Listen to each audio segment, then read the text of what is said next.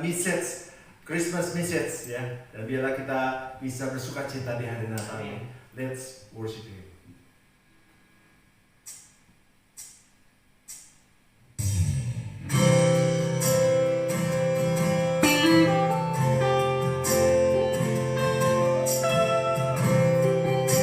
Kau Bapa yang sangat baik,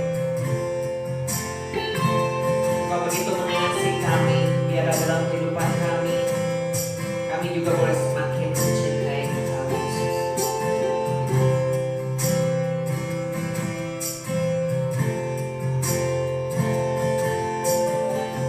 Bapakku yang baik, Kau sangat ku cinta, lebih dari segalanya di dalam hidupku. Bapakku yang baik, Engkau yang ku perlu, lebih dari segalanya kasih-Mu bagiku.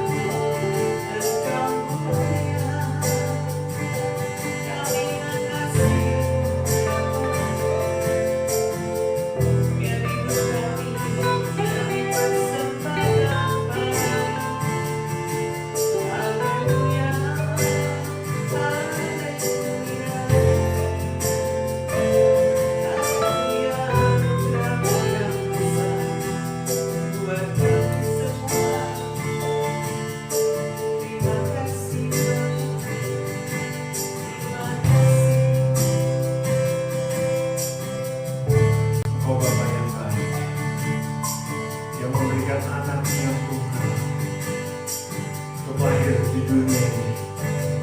Sehingga kami yang percaya kepada Tuhan Yesus beroleh hidup yang kekal. Sembah dan puji Dia. Sembah dan puji Dia. Sembah dan puji Dia. Sang Raja.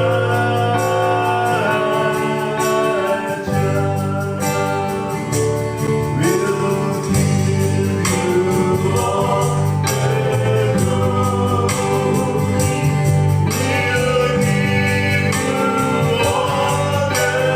We'll give you all the glory. Christ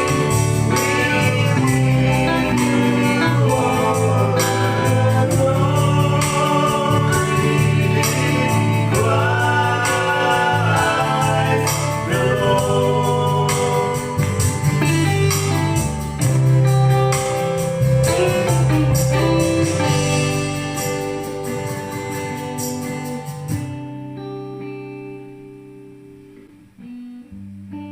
Segala pujian dan kemuliaan hanya bagimu, Bapa di surga, Engkau yang telah mengaruniakan anakmu yang tunggal, supaya setiap orang yang percaya kepada Tuhan Yesus diselamatkan. Dan di momen Christmas tahun ini, biarlah kami benar-benar boleh merasakan keajaiban anugerah Tuhan di dalam kehidupan kami. Walaupun masih di tengah keterbatasan, walaupun di tengah masa sulit saat ini yang harus dihadapi seluruh dunia, tetapi kami percaya bahwa kelahiran Tuhan Yesus ke dalam dunia ini tidak pernah sia-sia. Tetapi itu merupakan satu janji Tuhan buat kami seluruh umat manusia, agar kami tidak binasa. Biarlah setiap kami boleh kembali menemukan kasih kami yang mula-mula kepada Tuhan Yesus. Kami boleh senantiasa meninggikan dan memuliakan nama Tuhan dan memelihara anugerah yang Tuhan sudah berikan buat kami. Pada saat ini Tuhan, kami mau siapkan hati kami untuk kami kembali menerima berkat-Mu Tuhan Yesus. Dan biarlah berkat ini juga bisa kami bagikan buat yang lain, agar setiap orang bisa mengenal pribadi yang sungguh ajaib itu, pribadi yang sudah menyelamatkan kami. Terima kasih Tuhan, urapi hamba-Mu. Di dalam nama Tuhan Yesus kami bersyukur. Haleluya. Amin. Amin. Midweek Worship Community Christmas Message hari ini akan disampaikan oleh Pastor Raquel. Enjoy his word. Halo, Midweek Worship. Saya mengucap syukur atas kesempatan dari Pastor Nathan untuk bisa bicara lagi di ibadah ini. Saya berdoa supaya apa yang saya sampaikan menjadi sesuatu menyegarkan bagi saudara-saudara semua. Dimanapun saudara berada, kita semua sedang merayakan Natal, dan walaupun Natal di Indonesia tidak seperti yang biasanya, tapi kami percaya juga bahwa kasih Tuhan dan kasih setia Tuhan tidak pernah biasa dan tidak pernah meninggalkan kita. Yuk, mari kita berdoa dulu sebelum kita dengar firman Tuhan. Bapak, kami ucap syukur atas hari ini, biarlah apa yang hamba-Mu sampaikan bisa berbicara pada setiap anak-anak-Mu, pada setiap rekan sekerja-Mu. Biarlah pelajaran ini bisa menginspirasi bagi mereka semua. Terima kasih Bapak, di dalam nama Yesus. Amin. Saudara, bagi saya Natal ada sesuatu yang luar biasa. Kebanggaan terbesar seseorang Kristen, itu saya percaya bukannya kita mengasihi Tuhan, tapi kita dikasihi Tuhan. Kekristenan tidak pernah dimulai dari kita. Hubungan ini tidak dimulai dari kita. Yang merusak kita, iya. Tapi dialah yang berinisiatif. Natal adalah inisiatif Tuhan untuk memperbaiki hubungan yang rusak. Natal adalah sesuatu yang sangat powerful. Kenapa? Karena mungkin saya tahu bahwa banyak di antara saudara berpikir bahwa Natal, fokusnya adalah Natal adalah kelahiran bayi Yesus untuk menebus dosa manusia. Itu semua betul. Tetapi kita juga bisa lihat dari sisi yang lain, bahwa Natal adalah sebuah pemikiran atau sebuah penjelasan luar biasa. Natal adalah sebuah gestur bahwa Tuhan tidak pernah menyerah. kepada manusia. Tuhan yang berinisiatif untuk mengejar manusia.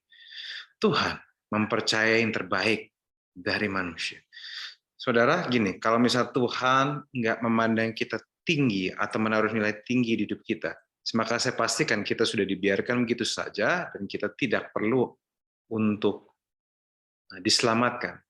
Dia bisa ciptakan yang lain. Dan saya percaya Tuhan bahwa Tuhan bisa berbuat hal seperti itu. Tetapi dia menyelamatkan kita.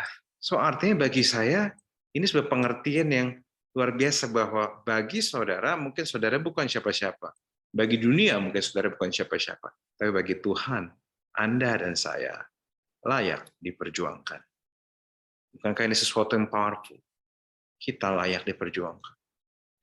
Saudara, di Kejadian 1 ayat 26 dikatakan bahwa kita diciptakan serupa dan segambar dengan Allah. Itulah desain kita. Saudara tahu nggak bahwa identitas kita ada sesuatu yang sangat penting. Dan cara Tuhan memperlakukan kita harusnya menjadi identitas kita. Kalau misalnya dia menyelamatkan kita, kalau misalnya dia peduli sama kita, berarti di mata dia kita layak diperjuangkan. Kenapa? Karena dosa pertama itu lahir dari krisis identitas. Kejadian 1:26 mengatakan bahwa kita ini diciptakan serupa dan segambar dengan Allah. Tapi kalau saudara boleh cek di Kejadian 3:5 dikatakan bahwa iblis mengganggu kita untuk makan buah pengetahuan dan baik dan jahat, dan dikatakan bahwa kalau kita makan itu kita akan jadi seperti Allah. Padahal tanpa makan buah itu kita jadi seperti Allah. Saudara, iblis akan selalu suka untuk menghancurkan identitas kita. Iblis akan suka mengganggu identitas kita. Kenapa? Kalau misalnya identitas kita jelek, kita tidak bisa lakukan perkara besar. Kalau identitas kita jelek, kita tidak akan bisa ke tempat lebih tinggi. Kalau identitas kita jelek, kita tidak akan bisa terima kasih karunia Tuhan. Dan kita akan sulit untuk mengerti betapa Tuhan sayang sama kita. Tapi kalau identitas saudara jelas dan saudara bisa mulai belajar apa kata Tuhan, maka saudara, saya percaya bahwa saudara akan bisa melihat kasih karunia Tuhan dari sudut pandang yang lebih baik. Bahkan saudara bisa dengan legowo menerimanya. Kenapa? Karena Injil selalu berbicara bahwa kita lebih berdosa dari yang kita pernah bayangkan. Tapi Injil selalu berkata bahwa kita dikasihi Tuhan, dicintai Tuhan, dilindungi Tuhan, lebih dari yang kita pernah fantasikan. Saudara, bagi minder kita seringkali salah. Minder kita yang salah. Tuhan yang terbukti benar. Filipi 2 ayat 5-9, saya akan bacakan bagi saudara. Filipi 2 ayat 5-9, sesuatu yang menarik. Bahwa dia katakan bahwa hendaklah kamu dalam hidupmu bersama menaruh pikiran dan perasaan yang terdapat juga dalam Kristus Yesus, yang walaupun dalam rupa Allah tidak menganggap kesetaraan dengan Allah itu sebagai milik harus dipertahankan, melainkan telah mengosongkan dirinya sendiri dan mengambil rupa seorang hamba dan menjadi sama dengan manusia. Dalam keadaan sebagai manusia, telah merendahkan dirinya dan taat sampai mati, bahkan sampai mati di kayu salib. Saudara, the biggest issue untuk Tuhan itu sebenarnya banyak orang bertanya, kenapa Tuhan bisa jadi manusia? Saudara, saya tahu bahwa mungkin di agama lain itu bermasalah, tapi kita tahu bahwa isunya sebenarnya bukan itu. Isu terbesarnya itu bukan kenapa Tuhan bisa jadi manusia. Kenapa? Karena ya bagi kami tidak ada yang mustahil dengan Tuhan. Tetapi pertanyaannya, kenapa Tuhan mau jadi manusia? Saya rasa itu pertanyaan yang lebih relevan. Orang boleh ngomong apa ya, saudara, tetapi ini pertanyaan yang lebih relevan, saudara. Nah, maka dari itu, kenapa? Dan lagi pula, dia juga jaraknya jauh. Dia dalam rupa Allah. Tidak menganggap kesetaraan dengan Allah sebagai milik yang dipertahankan. Dia mengosongkan dirinya. Mengambil rupa seorang hamba. Menjadi sama dengan manusia. Dan dia taat sampai mati.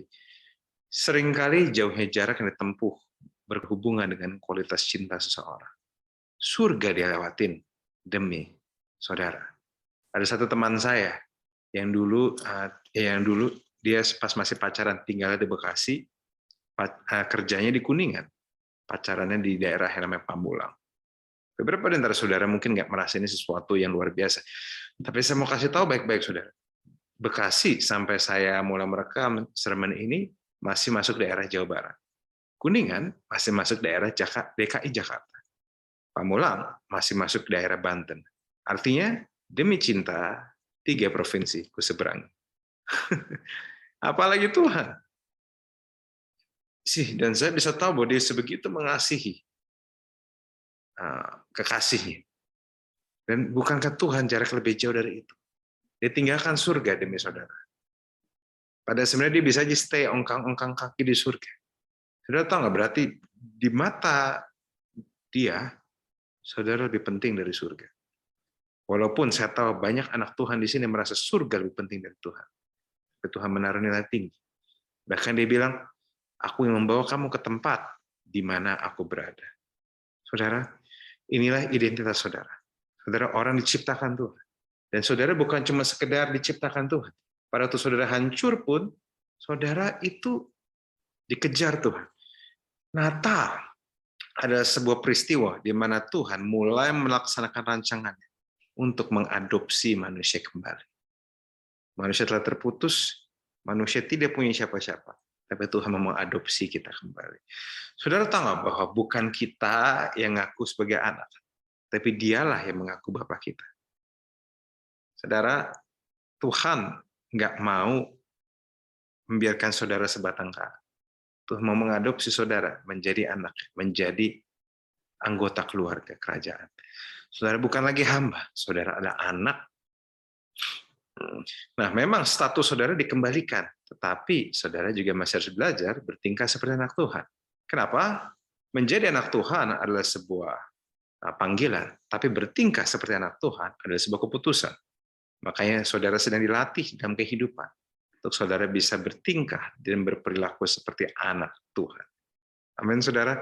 Saya rasa ini sesuatu yang sangat powerful dan saudara perlu tangkap ini baik-baik. Bahwa Tuhan itu sebegitunya sama kita.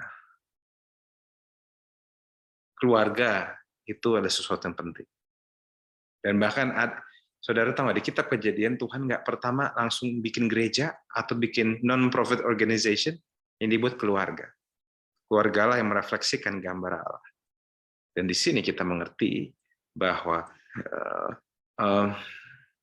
Tuhan itu Adam dan Hawa adalah gambaran dari keluarga yang Tuhan bangun. Saudara, engkau saat terima Yesus sebagai Tuhan Juru Selamat, masuk sebagai keluarga yang Tuhan. Saudara tahu nggak, dosa itu menghancurkan nilai kita. Anak yang hilang pada waktu dia pergi, dia kehilangan segalanya dan dia hancur. Dia kehilangan banyak hal, dia kehilangan harga diri, dia kehilangan segala hal, saudara. Dan saya rasa ini sesuatu yang sangat menyakitkan. Makanya saudara tahu nggak bahwa dosa itu merusak gambar diri. Pada waktu anak yang bungsu datang kembali kepada bapaknya, sang anak yang bungsu bilang, aku tak pantas lagi disebut anak, jadikan aku upahan aja.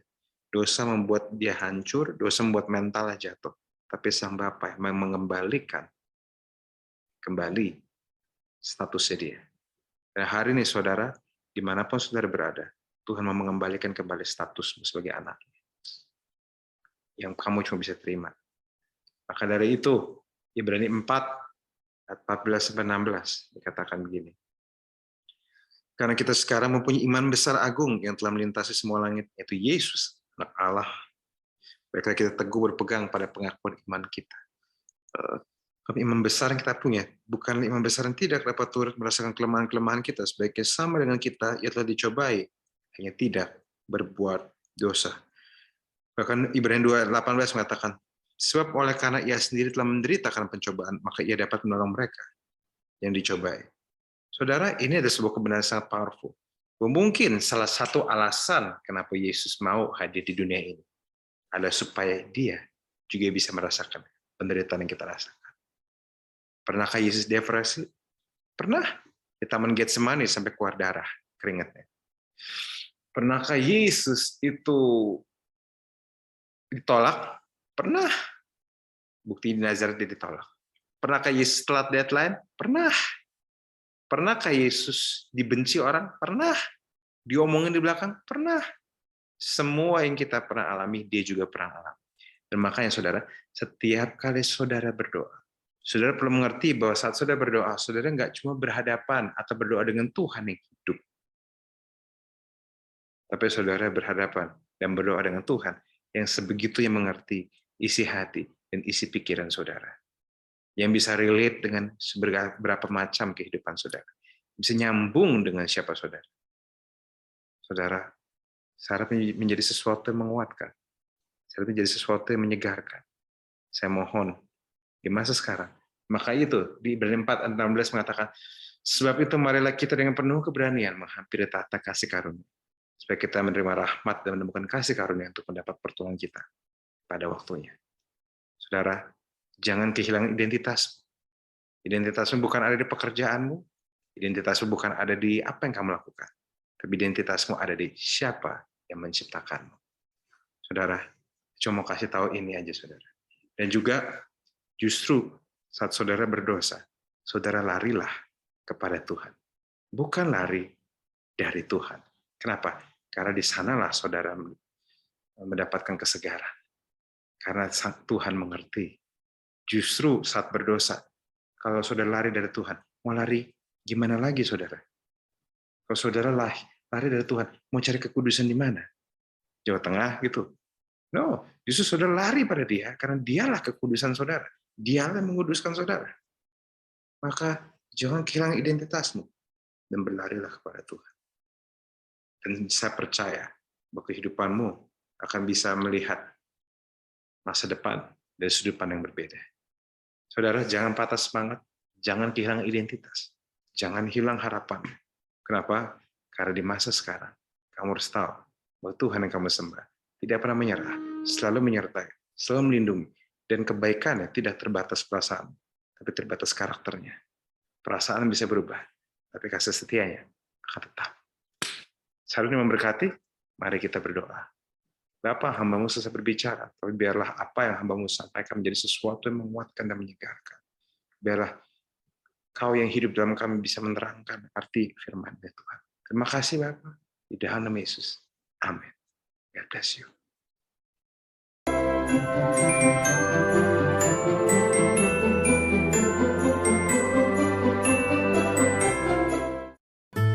Shalom, saudara-saudara yang terkasih di dalam Tuhan Yesus Kristus. Dari Denver, Colorado, saya Pendeta Jimmy Latuputi. Senang bisa menyapa Anda kembali melalui channel MWW yang sangat diberkati ini.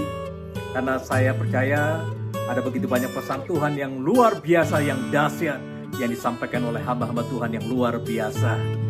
Nah, saya juga berterima kasih kepada Pastor Nathan dan juga Pastor Yuni Imelda yang memberikan saya kesempatan untuk menyampaikan pesan Natal di tahun 2021 ini.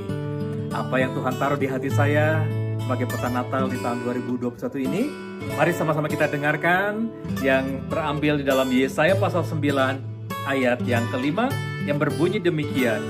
Sebab seorang anak telah lahir untuk kita, seorang putra telah diberikan untuk kita. Lambang pemerintahan ada di atas bahunya, dan namanya disebutkan Orang, Penasehat Ajaib, Allah yang perkasa, Bapa yang kekal, Raja Damai. Sungguh sangat luar biasa saudaraku. Yesus belum lahir, tetapi sudah dibuatkan dengan 4 predikat yang sungguh sangat-sangat luar biasa, yang sangat dahsyat. Nah, apa yang menarik yang akan saya sampaikan yang menjadi pesan Tuhan tentang Raja Damai. Nah, kita tahu bahwa raja adalah orang yang berkuasa, orang yang berdaulat dalam mengambil keputusan. Apapun yang dikatakan oleh raja, semua harus tunduk dan melakukannya. Nah, kalau Yesus dikatakan sebagai Raja Damai, artinya Yesus yang berkuasa atas damai sejahtera. Tapi apa yang terjadi? Di dalam perjanjian lama, di dalam nubuatan Nabi Yesaya, selain pasal yang ke-9, tetapi dalam Yesaya 53, justru menyatakan bagaimana kehidupan Yesus yang sangat luar biasa menderitanya. Sehingga sampai dikatakan sudah tidak dikenali lagi saudaraku, karena penderitaan Yesus. Dan ini juga diteruskan di dalam perjanjian baru dalam kitab Matius, Markus, Lukas, dan Yohanes menceritakan bagaimana penderitaan Yesus sampai dia akhirnya mati di atas kayu salib, yang kematian yang sangat hina pada zaman itu. Nah, sekali lagi, mungkin kita berpikir Yesus adalah Raja Damai, tetapi kenapa kehidupan Yesus mengalami penderitaan, aniaya, caci maki, ya penghinaan dan lain sebagainya, bahkan sampai mati, menderita, harus dicambuk dan dipaku di atas kayu salib. sepertinya firman ini tidak berkaitan, tidak bersinergi, saudaraku. Kalau memang Yesus Raja Damai, seharusnya hidup Yesus adalah aman, sentosa, tidak ada persoalan, tidak ada penderitaan. Nah, saudara, saya mau sampaikan bahwa sebenarnya Yesus sedang mengajar satu hal yang luar biasa. Bahwa yang namanya damai sejahtera bukan berarti kita tidak mengalami konflik, kita tidak mengalami masalah, kita tidak mengalami penderitaan, caci maki, apapun itu. Tetapi Yesus sudah menunjukkan masa-masa sulit, penderitaan apapun, bahkan sampai jatuh terpuruk sekalipun, Yesus tetap menjalaninya dengan penuh sukacita, tetap penuh dengan damai sejahtera, sampai akhirnya Yesus dimuliakan ketika dia harus mati dan bangkit pada hari yang ketiga. Nah, begitulah saudaraku dalam kehidupan kita. Jangan pernah berpikir damai itu adalah artinya tenang, hidup tanpa masalah, saudaraku. Tetapi Yesus ajarkan, tetaplah kita setia, berakar kuat di dalam Tuhan, berpengharapan kepada Tuhan. Karena tidak ada satu persoalan pun yang tidak bisa diselesaikan bersama dengan Yesus.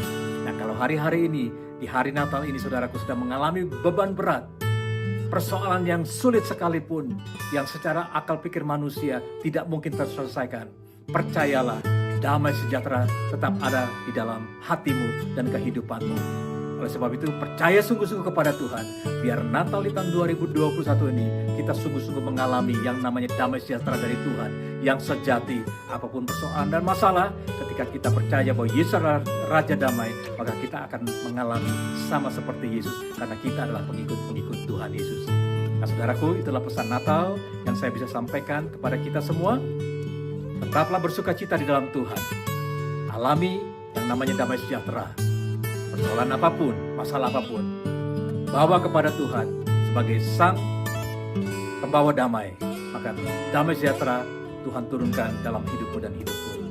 Selamat Hari Natal, 25 Desember 2021 dan tahun baru Januari 2022. Tuhan Yesus memberkati. Amin.